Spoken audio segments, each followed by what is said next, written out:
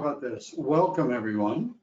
If you can hear the sound of my voice, raise your hand just to make sure.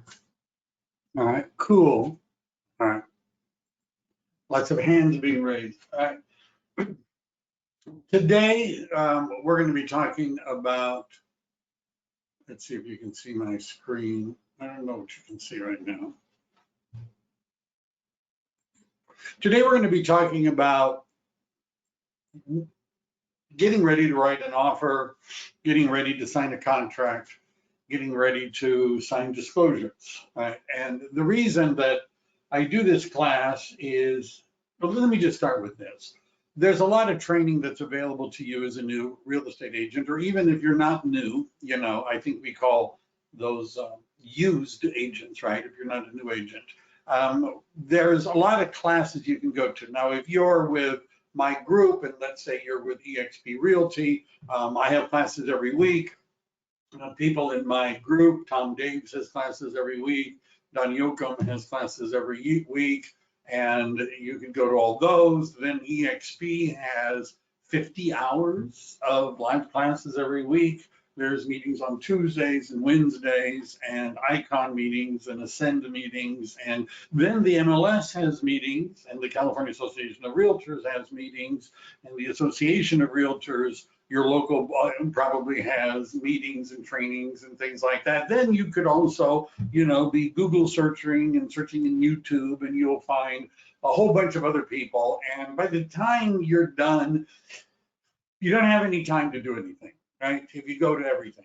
So what I recommend is that if you do not have clients right now, you don't have escrows, you're not showing property, you don't have any active listings, that 80% of your time ought to be spent on changing that and finding clients, getting a listing, writing an offer, showing properties, doing those sort of things. And 20% of your time would be involved in learning stuff.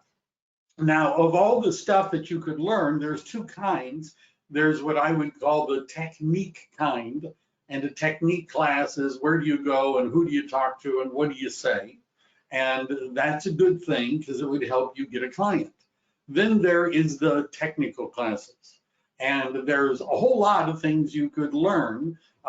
You could learn about Instagram for realtors, which good luck, making business from that. So there's a lot of technical classes. Now, out of that group of technical classes, the ones that you should focus on, in my humble opinion, are using the multiple listing service, right? Because if you actually find somebody that wants to buy or sell a house, you're going to need to know how to use your multiple listing service. Number two, writing a contract, right? A listing contract, a purchase contract.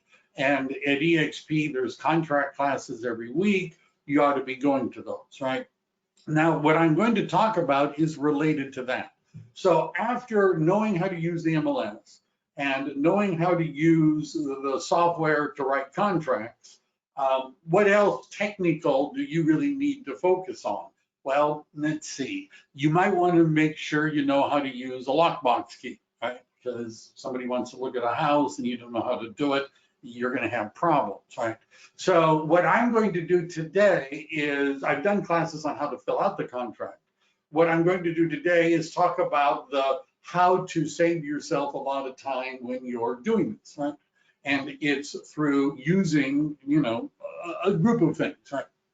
Related to the software. And the three pieces of software that we're going to be looking at is Zip Forms, also known as Lone Wolf, RPR, because there's a connection in RPR to Zip Forms, and Mls Connect, right? Mls Connect, and I'm actually going to maybe demonstrate, right? Why not, right? On how to do this, right? Now, I have to admit that some of this is a bit self-serving because I help agents write offers all the time, right? Well, not all the time. In fact, I have extra time.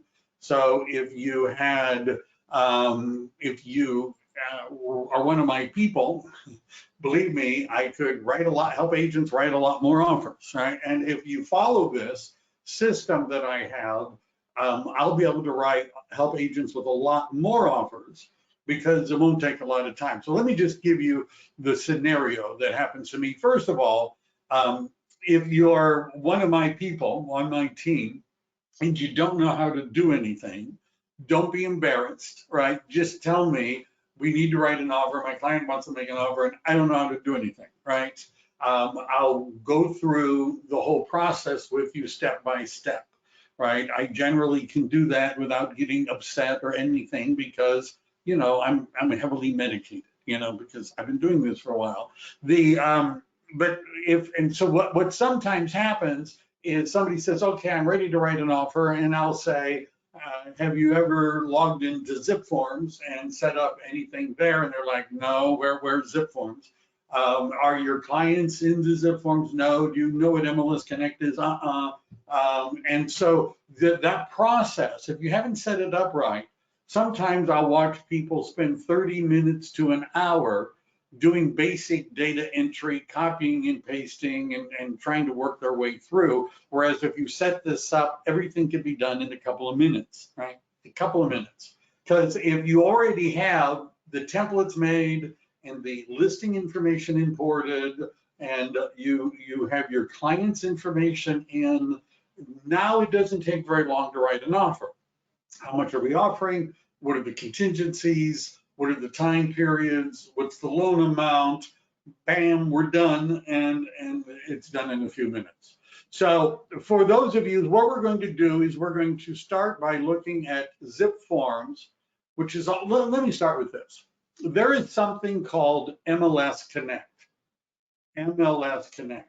And if you don't know what Mls Connect is, if you were to type in Mls Connect into Google, you're going to see ZipLogic, by the way, which is the company that used to be known. Lone Wolf is the software that used to be known as ZipLogic and Zip Forms. Notice they have a Zip Forms Mls Connect, and they also you can see there's articles about it, and it varies a bit depending on what MLS you're in. Here's a 10-minute learning suite, usually an Mls Connect button. So it's slightly different in Bay East or CRMLS, or Flex MLS, Matrix. It's slightly different, right? Now, and by the way, your MLS knows how to do this. So let's say you're in My MLS, right? Which I'm just going to start with that because this is the MLS I'm in. And by the way, some of the MLSs automatically do Mls Connect, right? They automatically do it, right? And if you're in one of those, good. If you're wondering, how would I know, besides calling the MLS or asking them or looking when I log into the MLS to see if it says MLS, if your MLS requires that you use your Nrds number, your Nrds number, then you are most likely already connected to Zip Forms.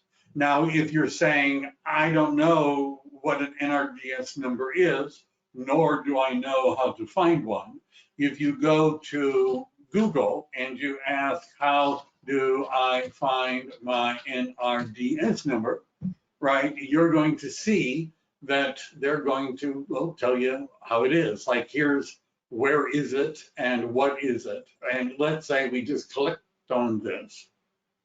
And by the way, if you're just starting this process out, first thing you want to do is figure out what your Nrds number is, right? Now, if you've got a copy of your National Association of Realtors magazine with you, it's on the label. If you're carrying your National Association, nobody's doing that. But how about this? Do you know your last name and your DRE number, right? Those are two things you could probably find, right? So let's say we know our last name and our DRE number. There it is. There is my special Nrds number, right? Now, this is not a number you normally need to use. Some MLSs use that as a login. Most of them now are doing logging in with Google or Facebook or something like that. But the first step I would do is I would copy to your clipboard your Nrds number. So just, you'll see why. So back to the MLS. If I'm in Matrix, which is the software I use, and down in Southern California, they use a version of this. I haven't walked through it. Your MLS knows how to do this. If I go to my information, right, notice it has contact information and it has business information. And notice here is the NRDS number. Now, let's say you go into your MLS and you log in and you click on my information, which is, your information, and you are looking at your business information and there is no NRDS number. You're going to need to put it in. And how do you do that? You click on edit and you then paste in your NRDS number, right? And there you go, right? Now, the reason we're doing this is because that number is what connects your MLS to zip forms. It also will connect RPR to zip forms. And I'm going to show you why. Why would you want to do that? I don't know. Why? Why not? All right. So, all right, we're going to get back to that. So let's start with, I'll show you why. Right. So we're going to do a search for an active listing, single family home in beautiful Morgan Hill, California. Right. We're going to find some. Here's some beautiful homes. Here's a nice, cheap little one. How about anyone here I like? Shadowbrook. Why not? It's only been on the market 247 days, so I'm sure it's a hot one. But we're not really going to write an offer, but because we don't want these people to just have a heart attack when somebody actually is writing an offer. Not picking on them, but it's been on the market a little while. And I'm not going to read all that. Now, let's say we were going to make an offer on this property. What I would want to do is I'm going to copy, that MLS number, right? I'm going to copy it. And I'll show you, well, why don't I do this now? All right, I'm going to copy it. Now, the reason I'm going to copy it, might as well follow through, is let's go back to car.org. You've never logged in, you need to do that and be able to set that up. You're going to go to transactions. You're going to click Lone Wolf, also known as Zip Forms, right? They're the same. They changed their name because Zip Forms didn't, I guess, have the same, I don't know, impact as Lone Wolf. I don't know. Anyhow, so we're going to click on Continue. And here we are. Now, I've still got that MLS number in my clipboard, but we're not going to use it right away, right? So what we're going to do, and by the way, this Seller Shield is something you ought to use if you have listings, I'm just saying. So what do we want to do first? So here's our dashboard and everything. If you've not done so already, my recommendation is to start with templates. Now you'll notice I have, well, a lot of them, right? Demos and things like that. A demo buyer template, a demo listing template, a basic buyer template. So what I also would do, I don't remember what I did with these, but it was probably another class. I'm going to open up the template. Now, what's in the template? Well, I've got a purchase contract because this is a buyer template.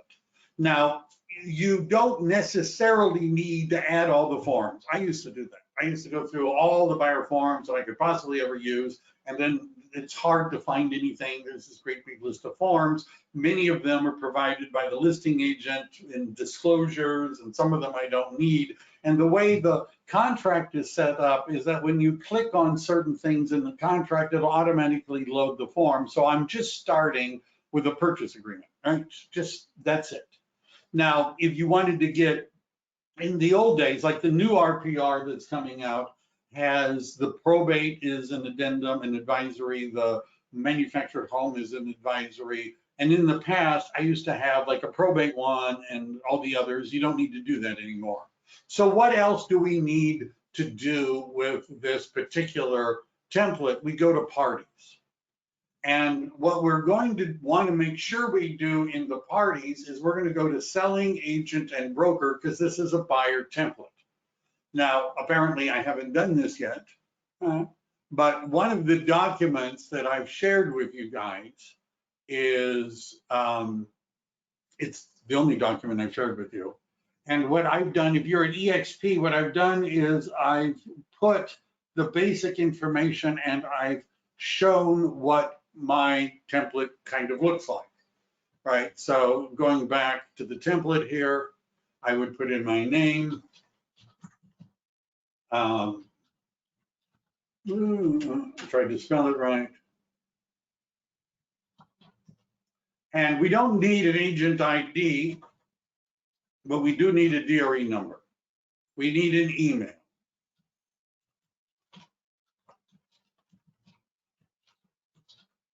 And I put in my cell phone. And let's see, there's a question. As the new RPA comes out, how do we transfer the new documents if we have an active listing?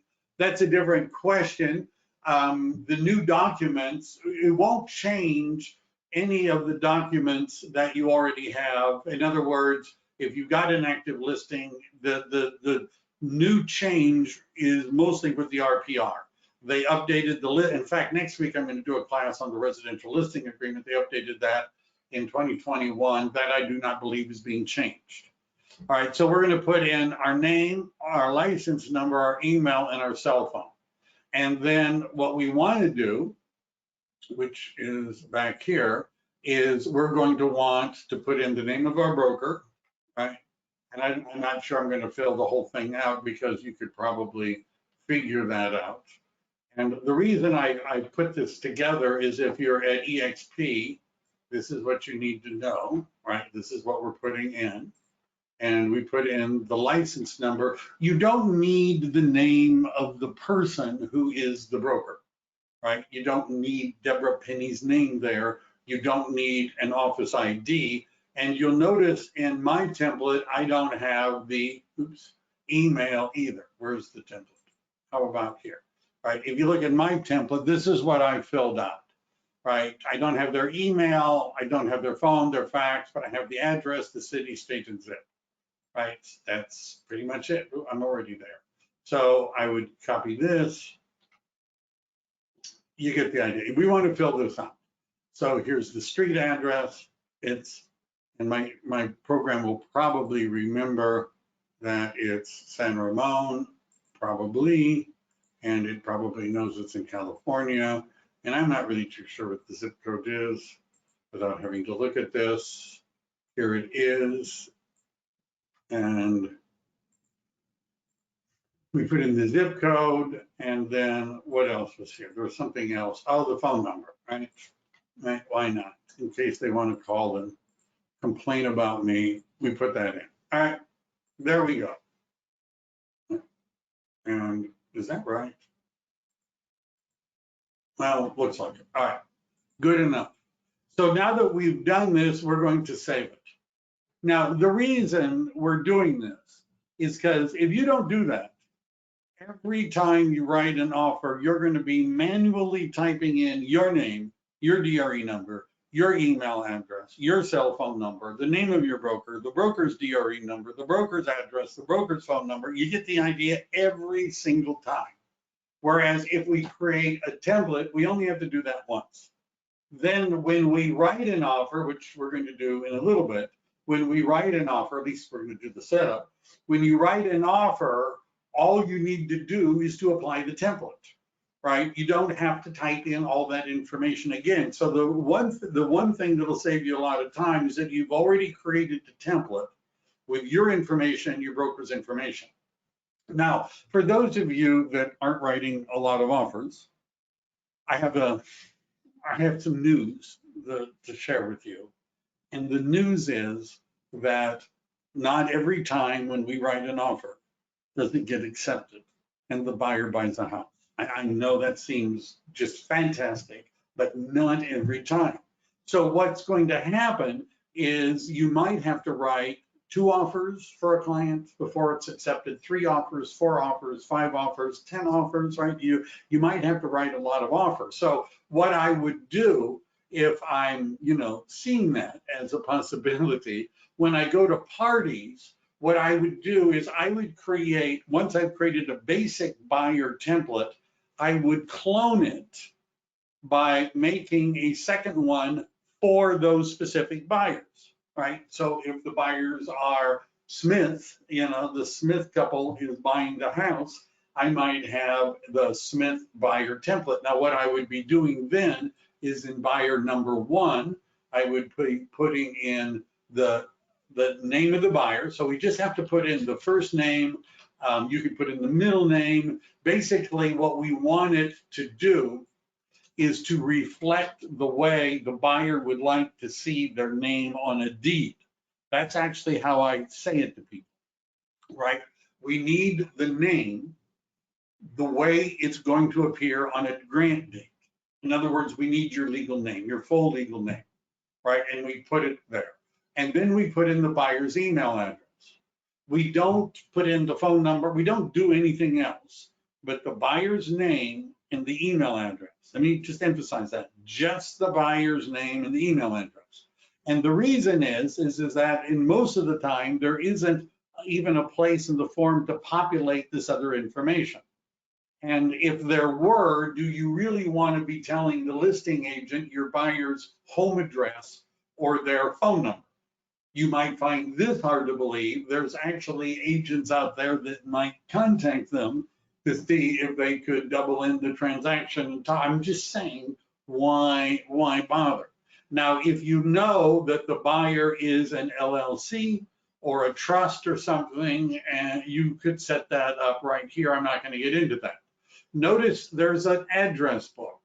And if you click on this, you can see Google Contacts, Yahoo Contacts, Microsoft Contacts, zip form contacts, and it doesn't do a particularly good job of importing them, right? So if I click on Google Contacts and I go in it, I'm just telling you from experience, it's not always good at importing the contacts.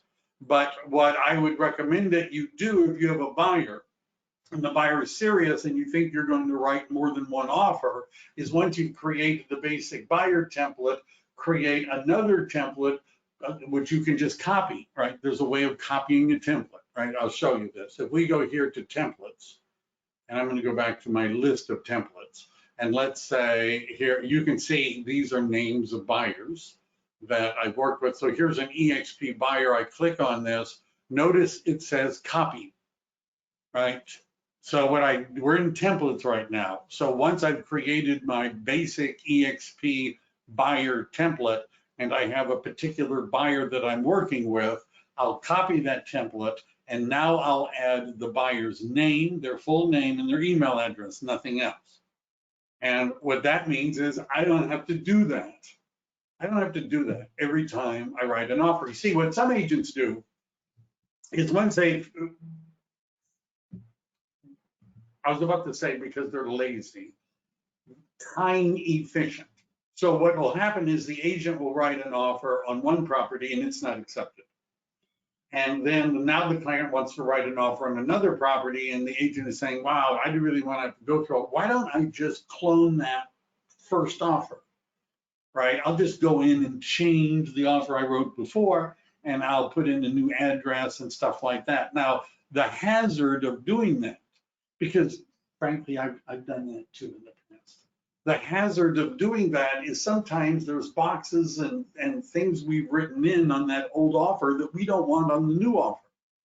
And sometimes the client is saying, hey, how come it's got somebody else's name here or something like that? You understand, then you have to make sure you've gone through and you're scrupulous about none of the wrong information got imported. It's a whole lot easier if you just create a template for your buyer. You load that template every time, all right? So you ought to have one for a buyer, you ought to have one for a seller, right? A listing template. And again, if you look at my all you need to do on the listing template is where it says the listing office and agent, you put in the office name, your name, filling out it the way the template goes. All right, templates. All right. So I'm going to go back to the dashboard. All right. So the first thing you need to do in order to make this less of a hassle is create a buyer template and a listing template. Right. Now, let's say we were going to write an offer, right? So we're going to go to transactions. Now, because I've been copying other things, I'm going to go back to Mls Connect, and I'm going to copy this MLS number. Now, let me look at the list, right? Let me just look at the list here. All right. So let's say my buyer wanted to buy 15535 Murphy Avenue. There's a problem with Mls Connect. And the problem with Mls Connect, and by the way, Via Veneto would have the same problem. The problem is those MLS numbers. So the MLS that I'm a member of is called MLS Listings. And our MLS numbers all begin with ML. Now, what currently, and I'll show you what happens, but currently, unless they changed this recently and fixed it, Mls Connect only works with your MLS.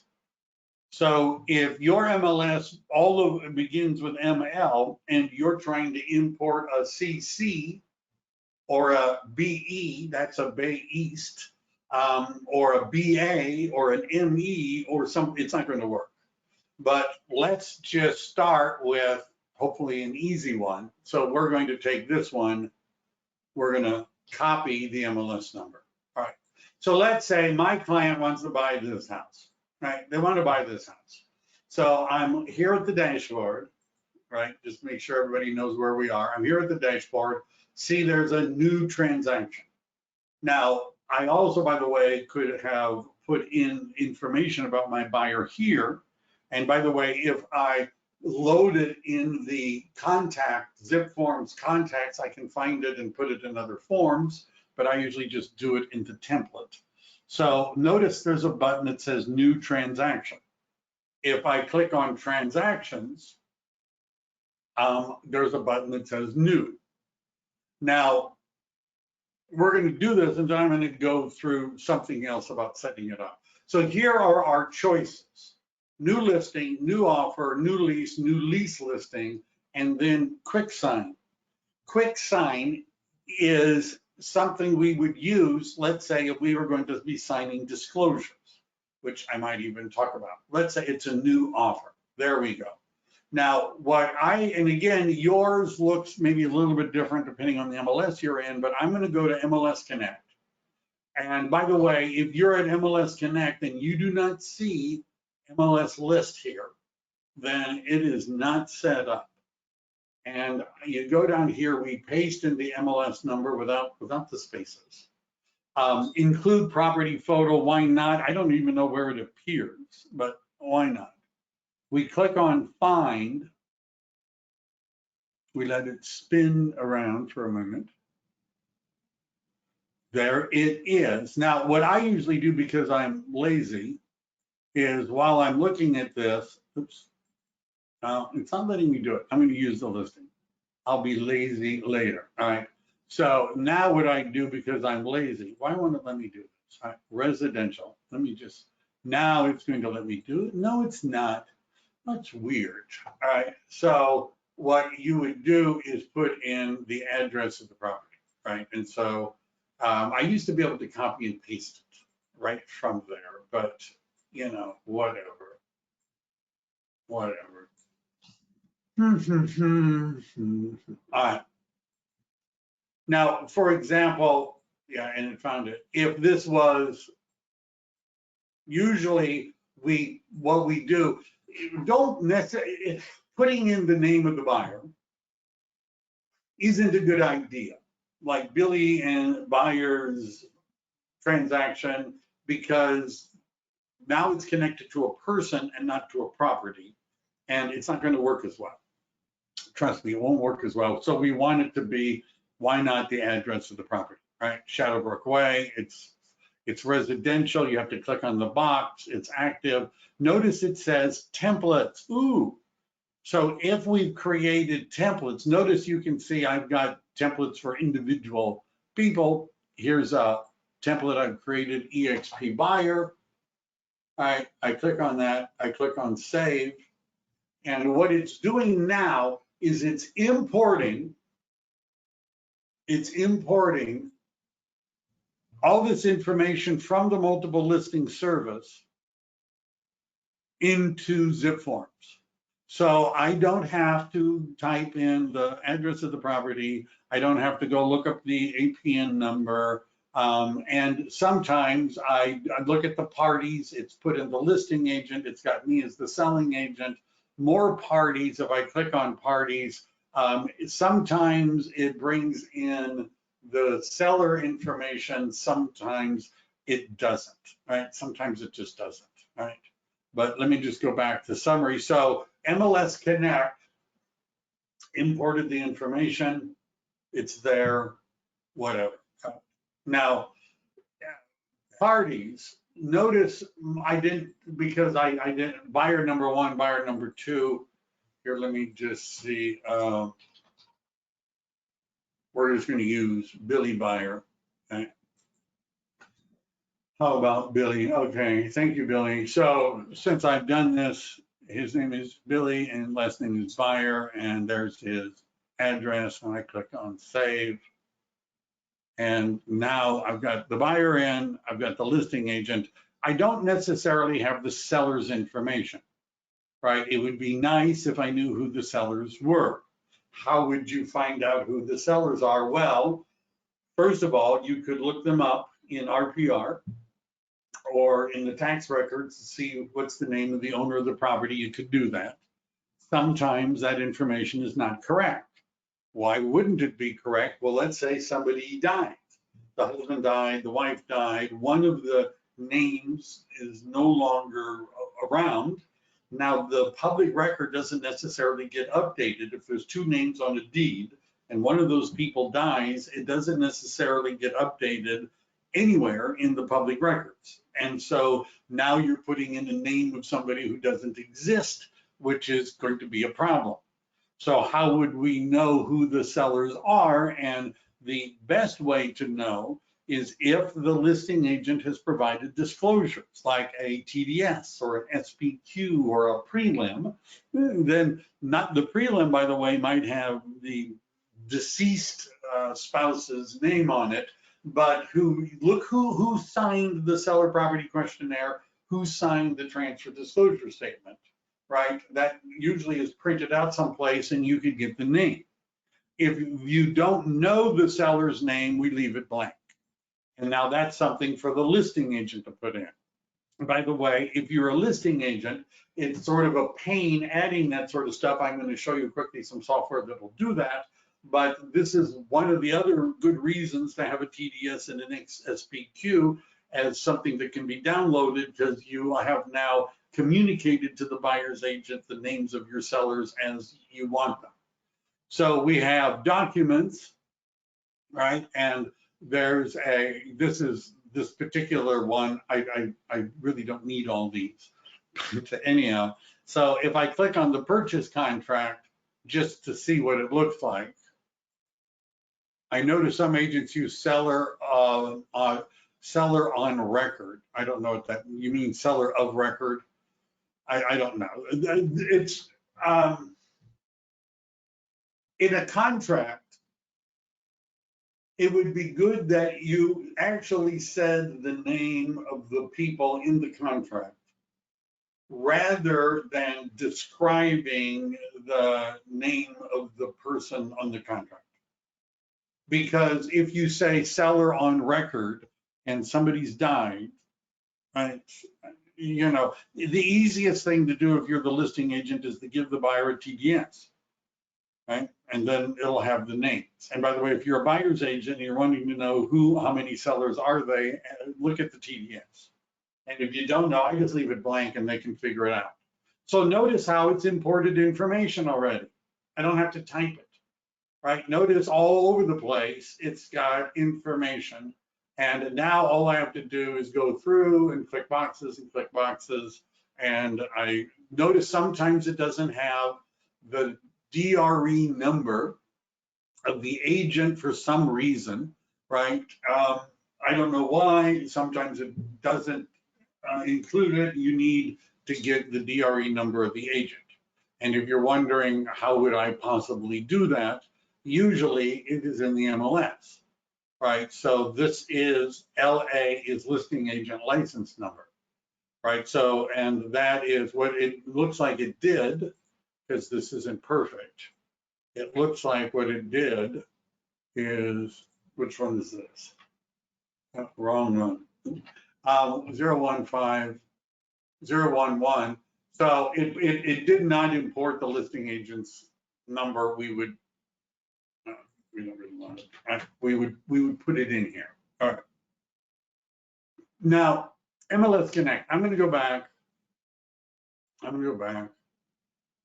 back to the list. All right. So let's see what happens if we pick one of these other listings. So my client really, really likes the one on Murphy Avenue. Really likes that one. You can see it looks wonderful.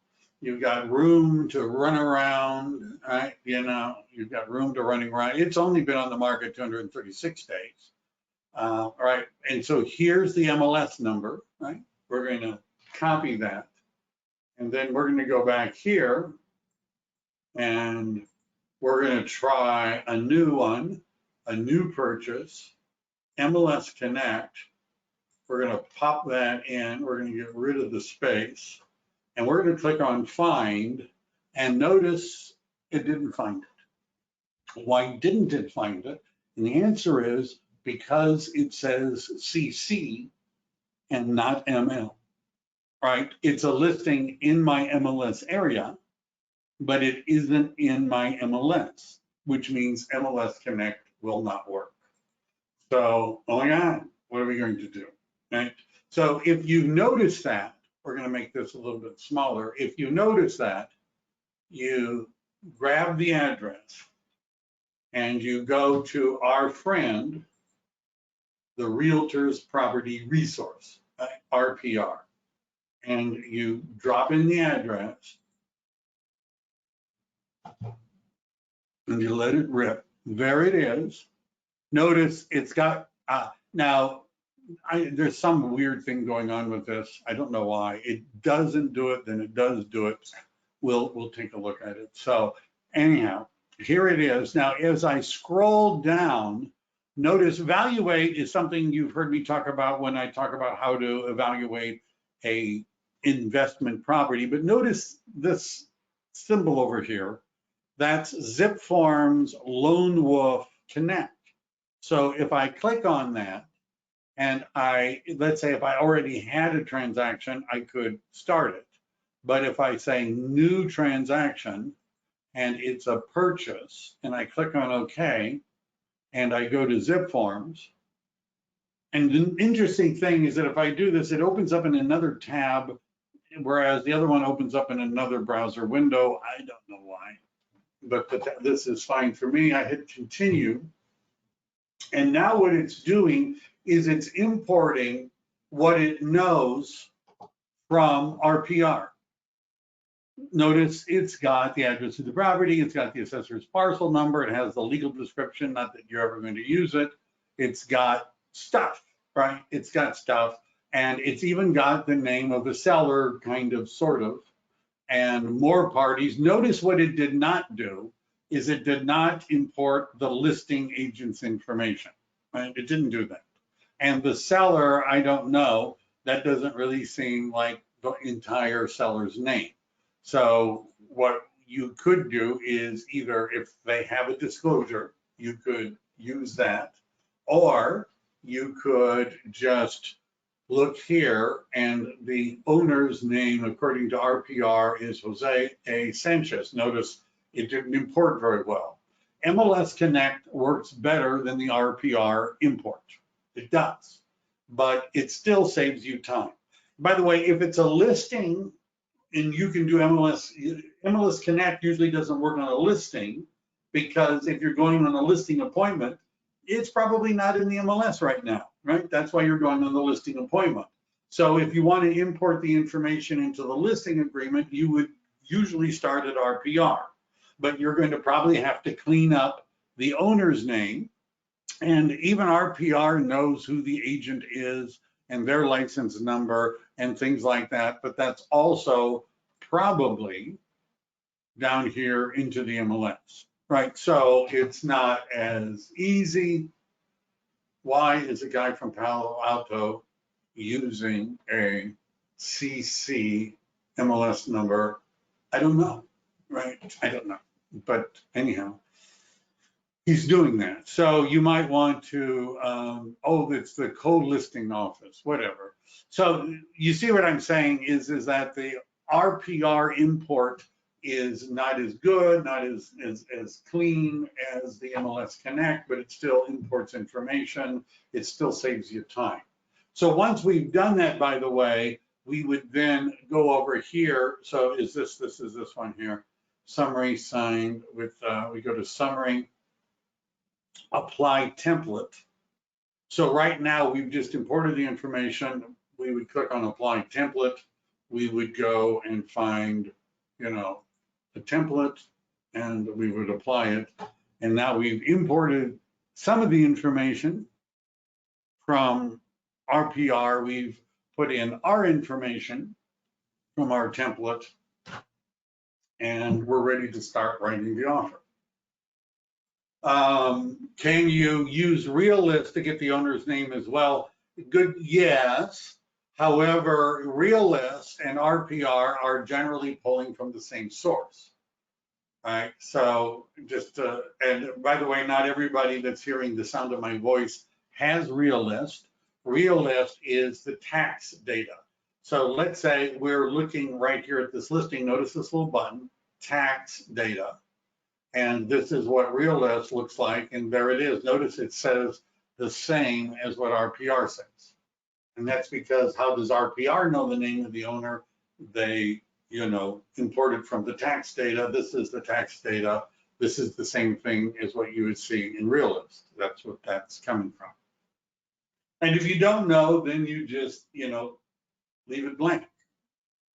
Make the other agent.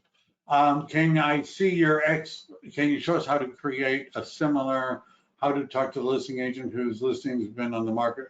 How to talk to the listing agent. If their listing's been on the market for 50 days, you can talk to them any way you want to. I'm just kidding. There should be soft and up by now and be happy to talk to anybody that has an offer. You know, usually what the agent's going to say, because what you're thinking is we don't need to offer full price because it's been on the market 50 days. The listing agent's probably going to say, just make an offer.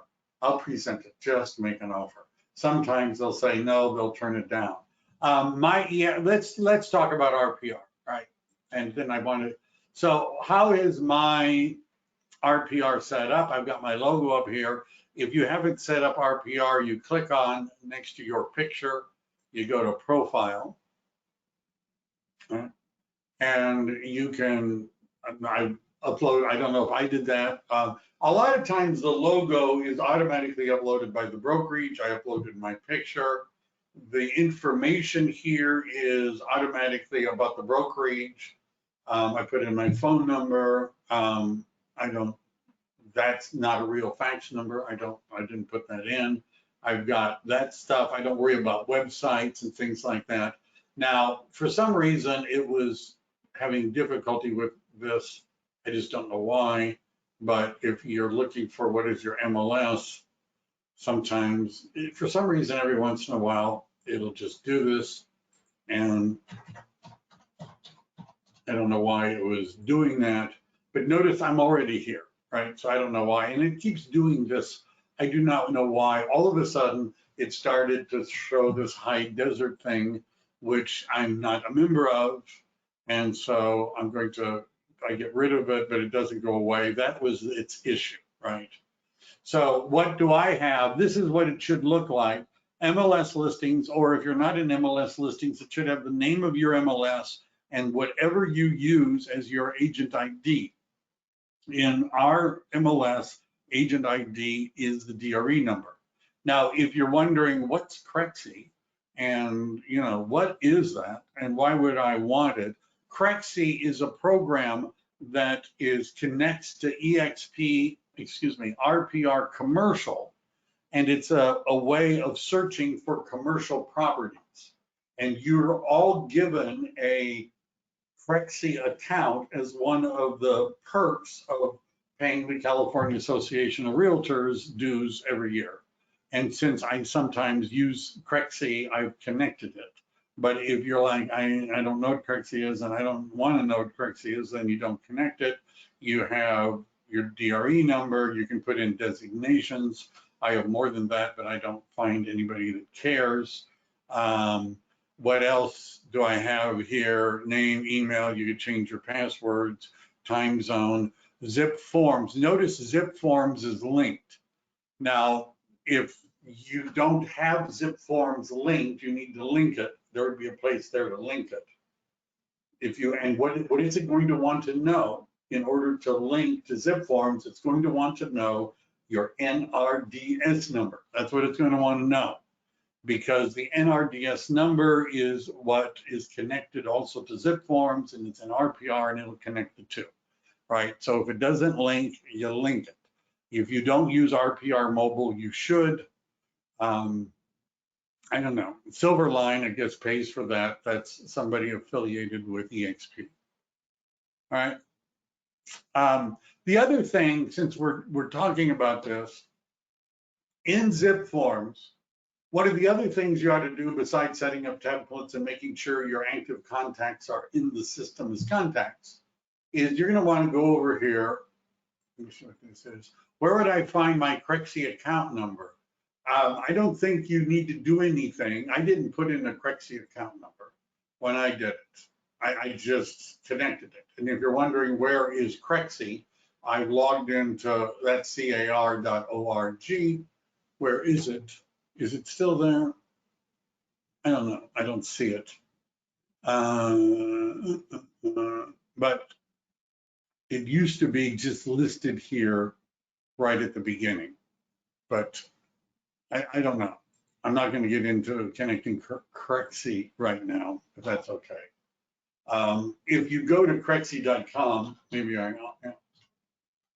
go to CREXI and you log in, someplace there was a link, and again, they may have dropped CREXI. I don't know. It keeps going. You can sign up for a free account. I have a login already, but I was able to connect it. I'm not going to go through CREXI. That'll be another time.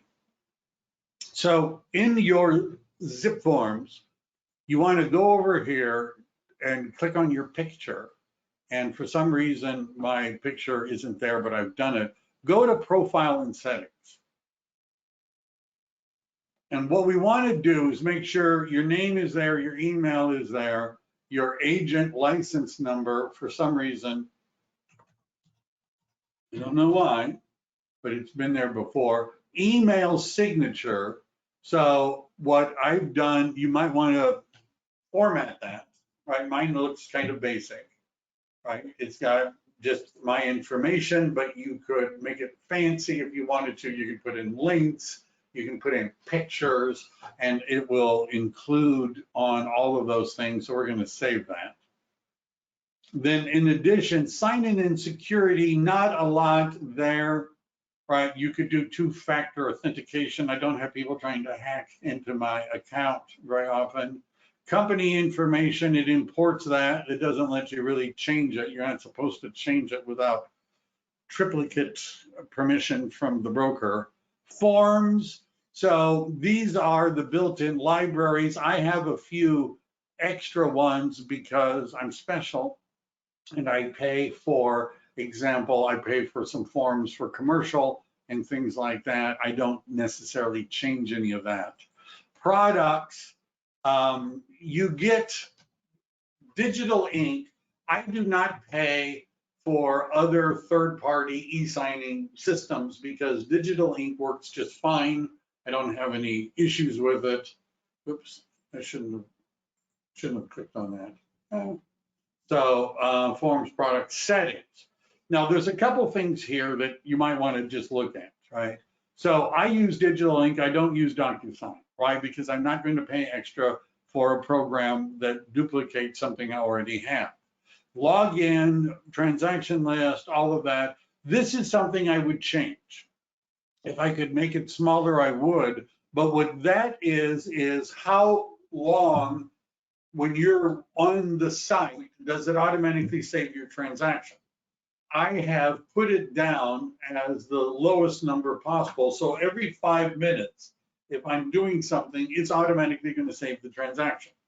Now, the reason I do that, and I'm sure this has never happened to any of you, but sometimes I have inadvertently clicked on the wrong box to close something and ended up closing the zip forms window, and everything that I'd been typing in was lost, and I had to start all over again. And I find that when every 5 minutes, if it auto saves, that happens to me less often. And apply broker and agent information. I hadn't checked that before. Zapier, I'm not going to really get there. I'm not going to go into that now. Here's links. I'm in Glide. I don't use Glide anymore since you may know. And I'm not doing that preferred home warranty providers. I don't use those either.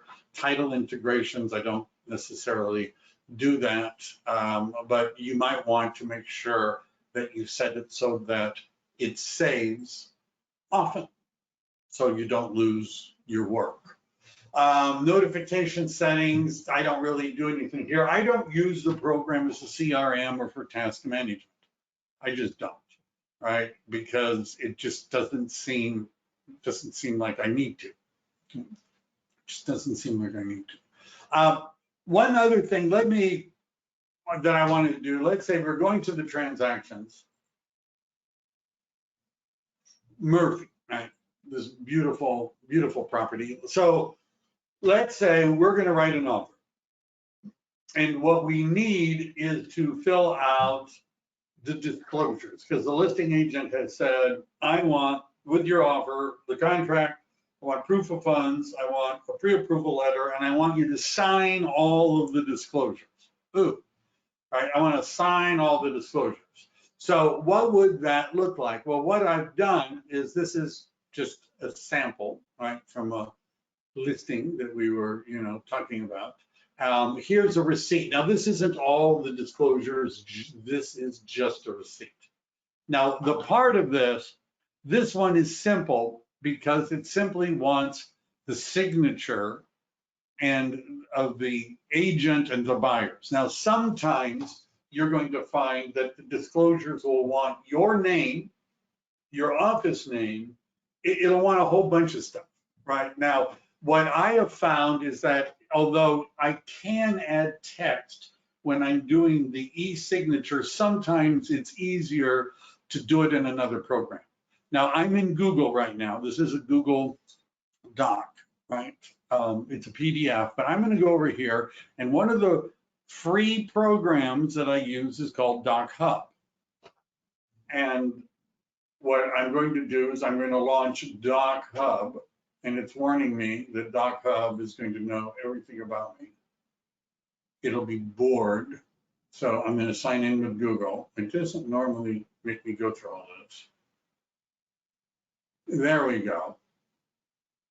But I don't see it.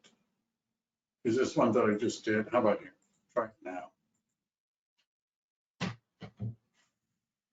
I had cleaned, the cookies.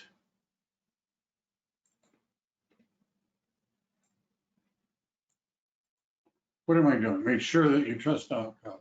Oh, connect. Here we go. I forgot to check boxes. All right. How about that? Are you happy now? Doc Hub. All right. So let's say this was a whole bunch of disclosures. Now this one, I just did this quickly because I was running out of time. It doesn't ask for the buyer's name. It doesn't ask for the office name. It doesn't ask for all that stuff.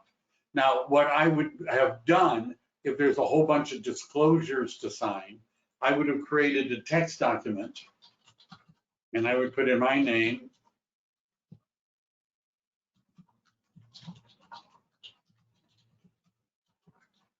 the office name, my DRE number, and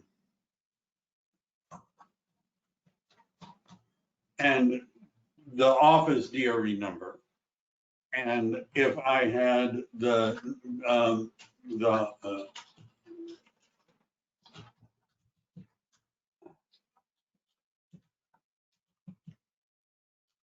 and I would just have it in a text file.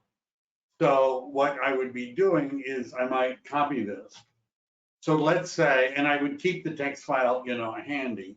So let's say it wants me, because sometimes the disclosures want my name, it's blank, right? Because the agent did the disclosures when they did the listing, and so they don't know who the agents are. So let's say I need to put my name here, right? What I would do is I would click on this, and I could type it right there or type it underneath, and I click on it and I paste it in, and notice it has magically put my name. This is a PDF, I can move it around, right? Now, for mine, for some reason, puts this white space in the middle, it goes away. I haven't figured out why. It doesn't bother me enough to do anything about it. So if I'm filling out a whole bunch of disclosures and I'm going to send them for e-signing, the first thing we would do is in DocHub, because this seems a lot easier. It just seems a lot easier than doing it through zip forms. It's true, I could create text boxes and I could assign them to myself, but I can go through, what I usually do, my name, I would go through in every document where it wants my name, I'd paste, paste, paste, paste, paste, then get the broker's name, go through every place where it wants the broker's name, paste, paste, paste, paste, everywhere it wants my DRE number, paste, paste, paste, paste, or you can do it one page at a time, whatever, whatever you like. So let's say that I've now put in all of that text stuff. I go up here, I'm going to download it to my computer. I could have saved it in Google Drive, but I'm going to download it to the computer. I'm just going to leave it here in downloads. So why am I doing this? I have no idea. Oh, I know why I'm doing it. So let's say, am I in a transaction right now? Which one? Here we go. Let's say that that represents all the disclosures for 15535 Murphy Avenue. Let's say it does, right? And I need to sign them. Notice over here, it says new e-sign, right? See that little button? By the way, you need to learn how to do this. There's an e-sign here and there's an e-sign there. A lot of times when I'm doing a Zoom call with a new agent, I'm going to say, hit e-sign, and I can see they're moving it around up here. No, go down, go down. No, go up a little bit. All right, now go to the left. No, too far to the left. No, too far to the right. No, a little bit more to the right. Oh, there you go. Click on that. Oh, I see. Right, I spend a lot. This is why I'm heavily medicated. Right, I do this a lot. So either of those buttons are going to work. Now, what it's doing is it's showing me all of the documents. Now, if I've done a good job in identifying who the buyer is and who the listing agent is, and I have those roles set up in parties, most of the time, the electronic signature is going to know exactly where to put in the signature blocks. But what we have are disclosures. So I'm going to click on Add External Link. Notice I have lots of choices. I'm going to browse for this document, which should be here in downloads. There it is. Beauty. Click on OK. Right. Once I'm done, I close it. Now, here's the document. Right. Now, I just use digital ink. Right. I oftentimes would change that to be something else. I click on Next. And here are the names. I'm the only one here. I'm going to click on that. The people have to be in the system with their signatures. With their email addresses. Their names, email addresses, and roles have to be in the system.